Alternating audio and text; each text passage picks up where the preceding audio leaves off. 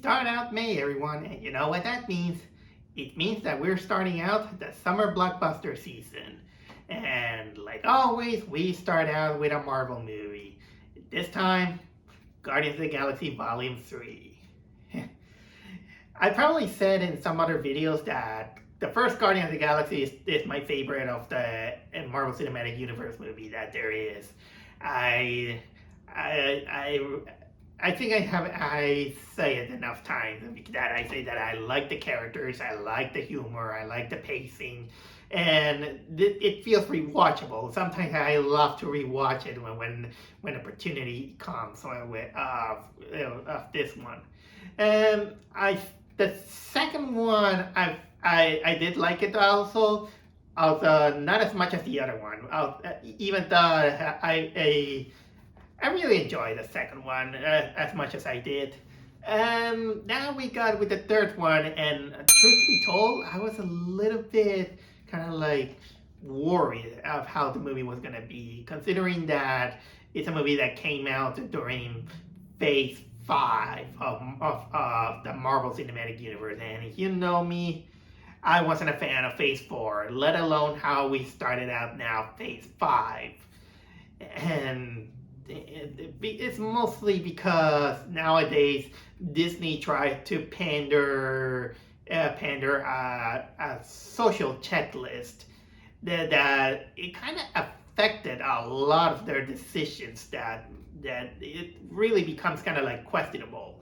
So in putting Guardians of the Galaxy in it, even if it's directed by James Gunn, who is basically against a lot of things that Marvel does, so it still got me kind of like, please don't let it suck, please don't let it suck. This is so it got me kind of like worried. So to the point that I was not exactly 100% excited to watch it as much as the first one did. But lo and behold, I just went there, and before I tell you about a little bit of experience, let me also tell you that during the movie I saw 2 trailers of the upcoming superhero movies, and none of them felt like good news. First, The Flash. The Flash felt more like a Batman movie more than a Flash movie. And this trailer's not gonna do kind of like justice, especially considering that they're trying to mask that we got an actor who has done some questionable things. And then we got the Marvels. The Marvels was pure cringe. I didn't like that trailer at all. And just in case, I haven't seen Miss Marvel, the series. I'm not into those Disney Plus movies that there are. Sorry. So I was still kind of like hoping that Guardians of the Galaxy Volume 3 doesn't suck. And in a way, it doesn't. It doesn't. Thank goodness it is as better as any Marvel Cinematic Universe Phase 4 or Phase 5 had done. This is probably the nicest thing I could say about the Guardians of the Galaxy Volume 3. That it is good. I will say that it will go on par to Volume 2. It's not exactly gonna be kind of like my favorite, but it did play the cards right enough for me to have a good time into the movie. Having all these awkward but still genuine laughs alongside with the audience, because the audience were pretty good the ones that I went there. A little bit crowded, just let me tell you, a little bit of a crowded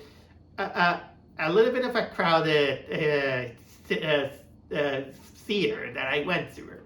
So that kind of tells that there are still maybe people that they still go for all these Marvel movies. At least, in the goods and the bads. But either way, I was really entertained about this movie. I will say that if they could have kickstarted the the Phase 5 of the MCU, this could have been a better start. Not like Quantum Mania. Although I can see why they wanted to kickstart with Quantum Mania though, because of course Kong the Conqueror.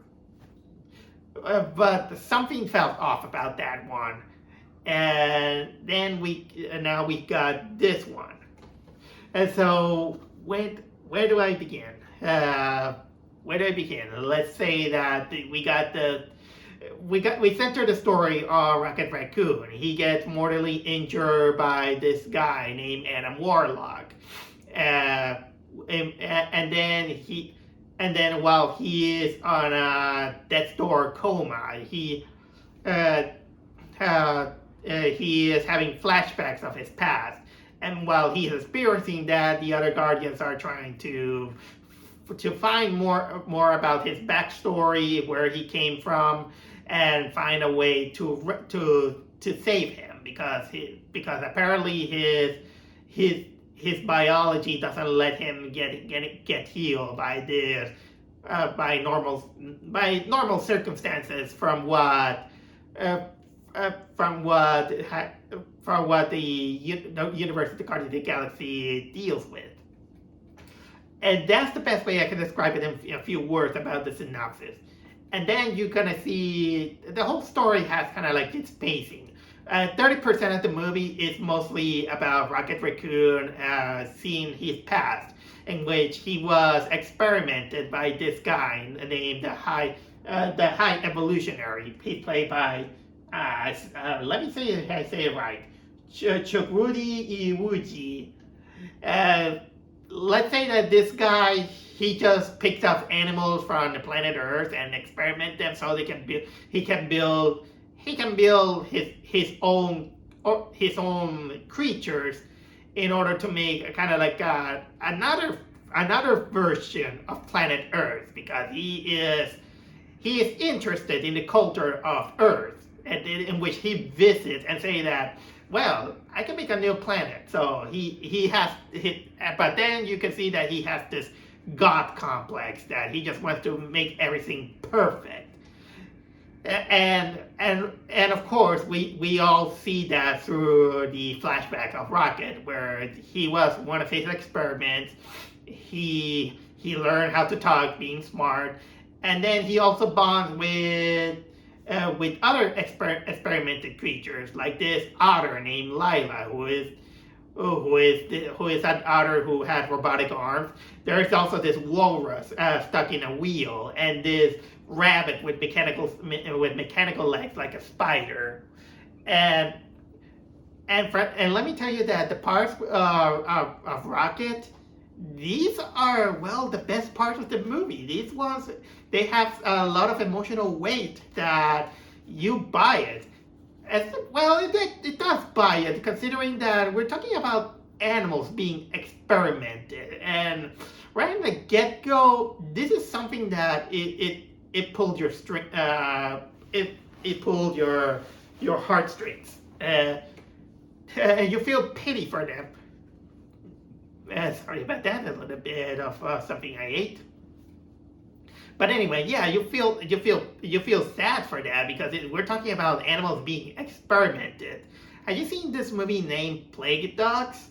That's kind of like the level of darkness that this movie had. Well, actually, Plague Dogs is much more darker than that. Let's say it is Secret of Nim level of darkness that it gets through.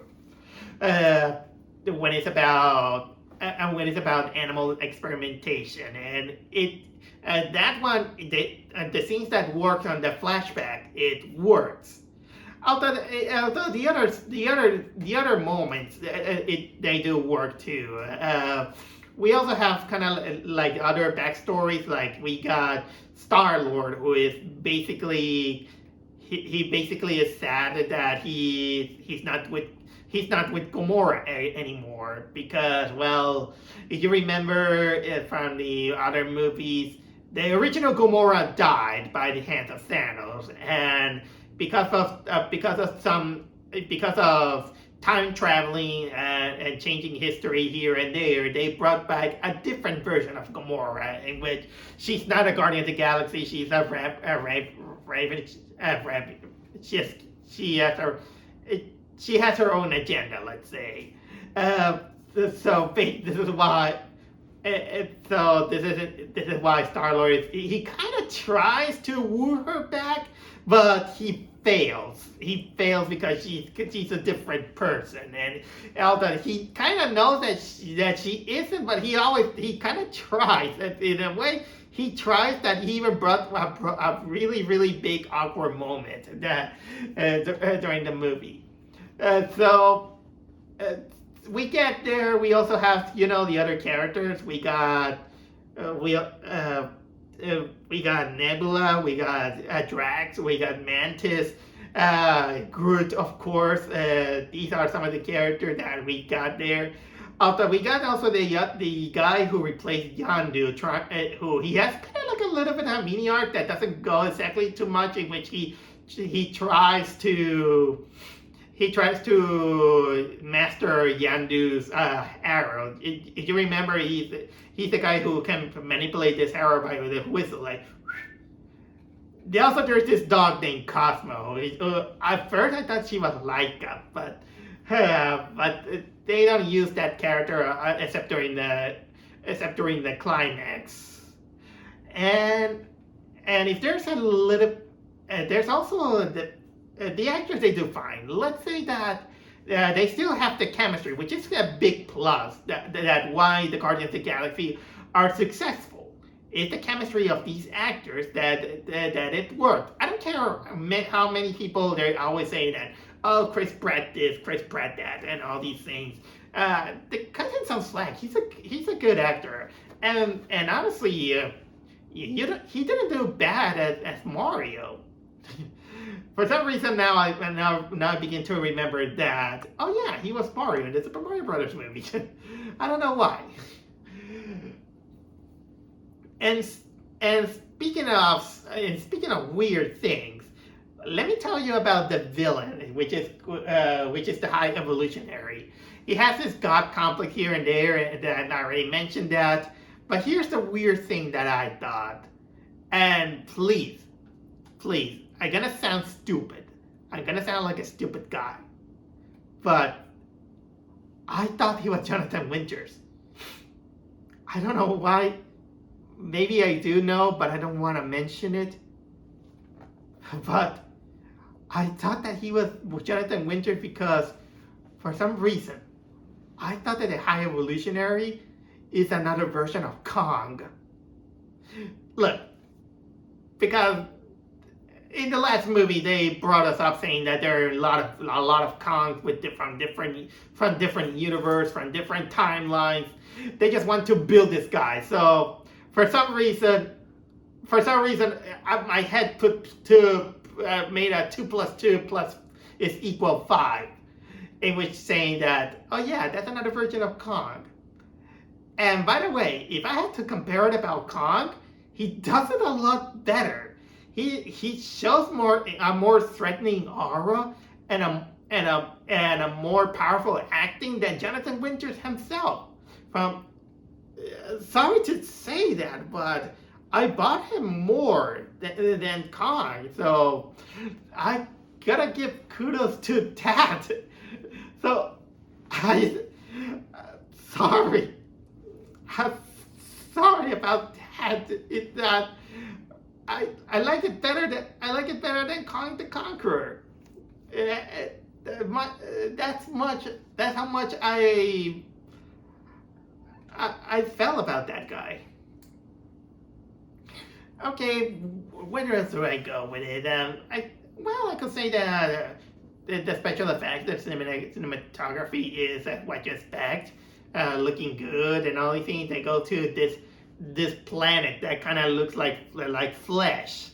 The materials kind of look like flesh or something like that, or kind of like a flesh, which is kind of like mixed with the television television room from Willy Wonka Chocolate Factory. Although in my head it kind of looked like a Plumbus planet from the Rick and Morty episode. And they also go to the counter Earth that it is filled with people dressed up as furries. Well, they say I say people dress up as furries, but they're actually creatures that are created by the high evolutionary. And when things go there, and when you put the pieces together about the themes that this movie had, it really goes into dark territory. That so much that you'll kind of despise the villain, and that's a good thing. It's been a while since we got kind of like a villain that you despise, and you call it, call it, call it anything you want. Call it two-dimensional as it is, but not every villain needs to be kind of like redeemable or humanitarian or something like that. Because even in the world that we live in, there are people who cannot be redeemed, or they're not humanitarian. Sometimes it works, sometimes it doesn't. That's depending also on the script. Okay, what else do I have to say about this movie? I already tell you that the Rocket Raccoon flashback parts are practically the best parts of the movie. And yeah, now that I remember, there is also one thing that is a kind of like a minus for this movie. It's a negative that maybe this movie could have handled a little bit better. And that is Adam Warlock himself. Who plays this guy? Will Poulter. Will Poulter, he does fine as the character, but the problem with this guy is that he's basically felt like an afterthought.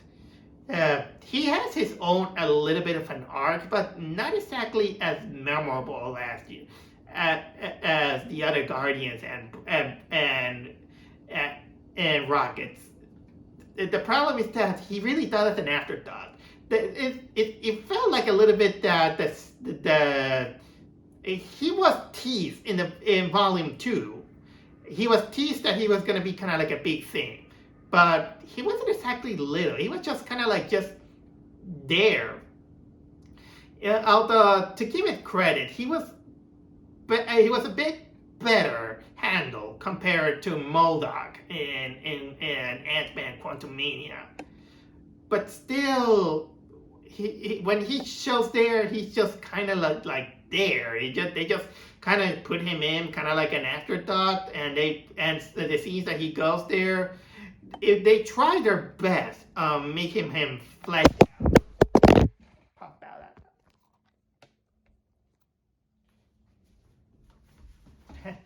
Sorry about that. The camera tends to pop out like that. So yeah, he was just like I was saying. Adam Warlock felt like an afterthought.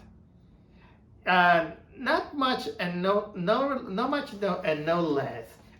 He's almost as how we kind of care about the new Yandu and the Cosmo. Oh yeah, there's Howard the Duck also makes a cameo appearances. Man, why don't we? Can't we make a Howard the Duck movie at this point? Just saying. Just saying. Man. That's another negative that I can give out to, well, not overhype it, because I'm the kind of guy who doesn't like to overhype, especially even good movies. I'll say that I try to not overhype. But overall, what do I recommend this movie? Well, yes, I think I talked my share of the movie without spoiling too much. I enjoy it. There are some moments that I didn't enjoy. Oh yeah. Now I remember something. I kind of also want to mention that there are sometimes that the humor gets a little bit hit or miss. Thankfully, it doesn't go kind of like a cringy level of humor. They kind of earn it mostly because the Guardians of the Galaxy is the one that kind of cemented the kind of Marvel humor that they does it, and they kind of and now the other movies they try to perfect it.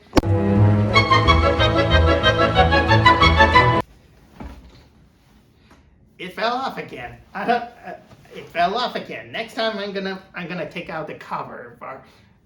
Next time I'm gonna take off the cover of the iPhone in order to keep it strapped up. Okay, so I was talking about the humor that this. It, it's gonna. I was gonna talk about the humor that they. Other movies they try to imitate the Guardians of the Galaxy style of humor that they have in the first movie, and luckily they didn't over abuse it. Let's say they didn't abuse it, or they put a humor in bad moments. That's a good thing. That's pretty much I have to say. So honestly, I think this is all I can talk about the Guardians of the Galaxy movie. It was enjoyable. It is sentimental in the places where it should be, like in the case of the animal experimentation plot, and a little bit of course the chemistry of the other characters. That it's kind of cute. It is cute, and this leads up to kind of like a sentimental ending in which luckily it doesn't go like everyone going it's like what you expect, that they're gonna kill off everyone or something like that. No, they don't go that route, but still they put it kind of like a nice cap for in order to say, well, James Gunn has his run, so let's leave it for other people.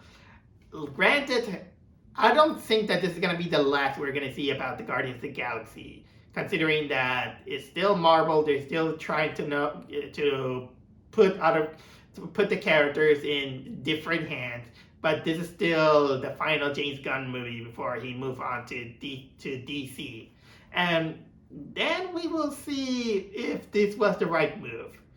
But in the meantime, you deserve some fun, and check out the Guardians of the Galaxy Volume 3. It is enjoyable as it is. It's probably better than any Marvel Cinematic movie from Phase 4 had ever done.